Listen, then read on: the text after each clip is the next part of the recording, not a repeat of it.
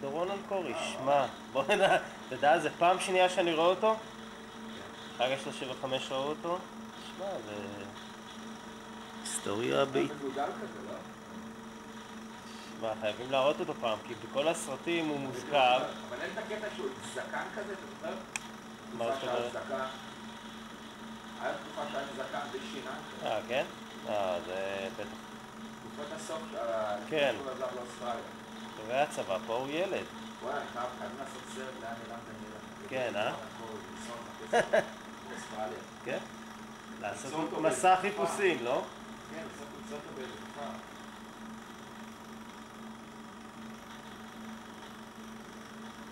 הרב יעקבי, בבקשה, בחיים האלה.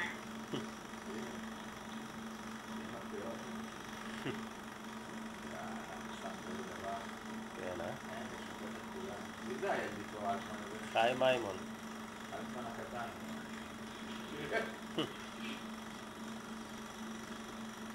אתה רק תוקיע לו מכות מדי פעם. אברהם כהן, כן. וחיים מזרחי. כן? למה? לא, זה סמי. זה לא להאמין, בוקסר, לא? אשתו, רחל. יהודית. לא, יהודית? שמע, זה לא להאמין, תראה איך היא נראית. אתה יהודית? כן, יהודית שלייר.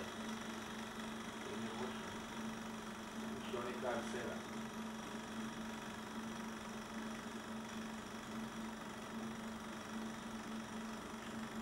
דברים קשים ביותר, אנחנו עוד היה לקוח לצרוח ולהביס לכולם. כן.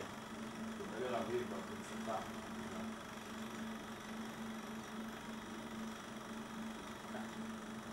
זה רק בעלת להביס.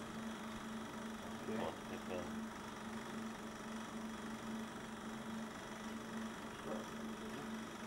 רגע, זה לא עוזי שם? זה בטוח? עוזי? לא עוזי, יש לי משהו שדומה לעוזי. זה אפשר לזהות. זה יכול להיות לפי הגיל. זה אילן ארז. אתה יודע מה? אני חושב שזה היה. יכול להיות. פעם הוא רואה, אבל...